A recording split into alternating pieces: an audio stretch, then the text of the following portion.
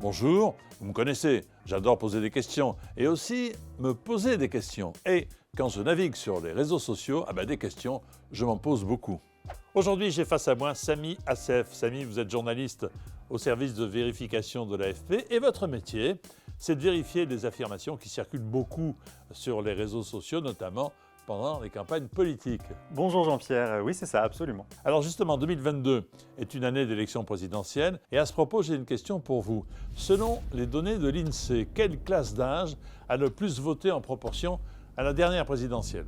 Réponse A, les 25-29 ans. Réponse B, les 35-39 ans. Réponse C, les 45-49 ans. Et enfin, réponse D, les 65-69 ans. Bon, ça c'est facile, ce sont souvent les seniors les bons élèves quand il s'agit d'aller voter. Je vais dire les 65-69 ans. Eh bien, c'est la bonne réponse. L'INSEE nous a dit d'ailleurs que 80,8% d'entre eux sont allés voter aux 2 tours en 2017. C'est pas mal du tout quand même, hein? Vous avez raison, c'est un chiffre à saluer. Ça pose aussi une vraie question. Plus un groupe vote, plus on peut être tenté de l'influencer, avec parfois une désinformation ciblée sur ses intérêts. Pour cette catégorie d'électeurs, autour de l'âge de la retraite, ça peut être des affirmations autour du projet de réforme des retraites, justement, qui suscitent beaucoup de débats. Et les fausses informations autour des seniors, il y en a beaucoup? Oui, on en voit pas mal. Parfois, ce sont simplement des phrases outrancières attribuées à des personnalités. Par exemple, cette citation sur l'euthanasie des plus âgés. Elle est attribuée à l'écrivain Jacques Attali. Des internautes l'ont inventée et l'ont faite circuler en affirmant qu'elle figurait dans un de ses livres. C'est simple comme procédé, mais malheureusement, ça marche.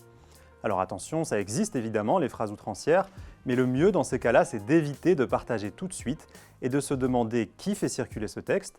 Est-ce qu'une source est mentionnée? Est-ce que je peux la consulter moi-même sans intermédiaire?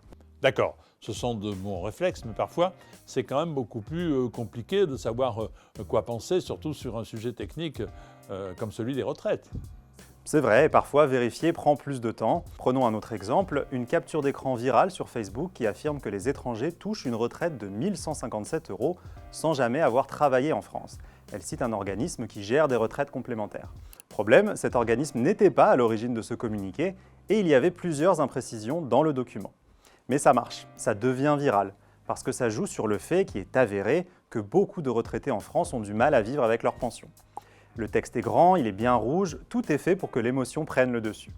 Là encore, il faut prendre du recul, aller sur le site de l'organisme cité ou peut-être interroger un proche qui s'y connaît sur ce sujet, ou pourquoi pas l'envoyer à des médias pour qu'ils se penchent dessus. Oui, mais pendant une campagne, on a un peu l'impression d'être submergé de déclarations, d'affirmations d'un tel ou une telle. S'il y en a une qui m'interpelle plus que les autres, qu'est-ce que je fais? Eh bien, comme toujours, je fais attention.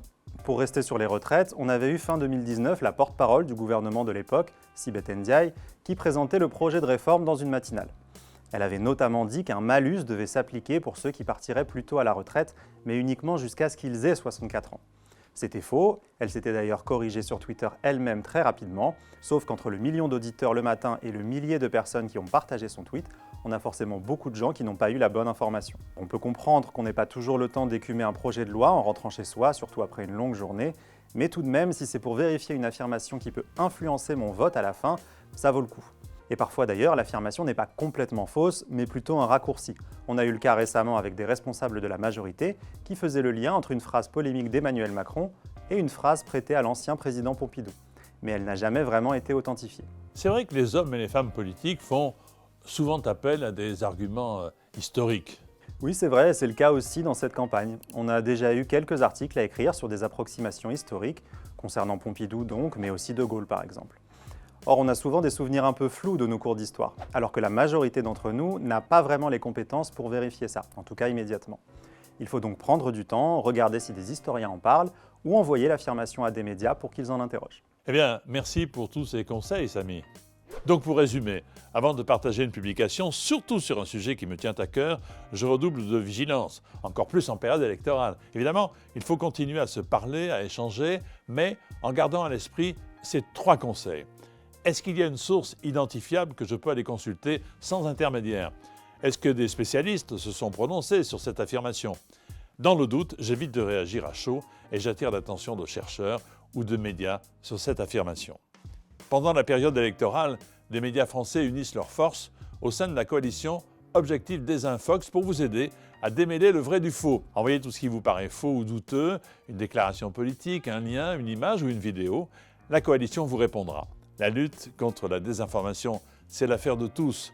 On l'a vu, elle peut jouer sur votre corde sensible pour vous dire et pour vous faire partager des contenus sous le coup de l'émotion. Il est donc très important que vous ayez tous ces réflexes en tête pour qu'à l'avenir, vous puissiez débusquer vous-même les publications mensongères ou manipulatrices. À très bientôt.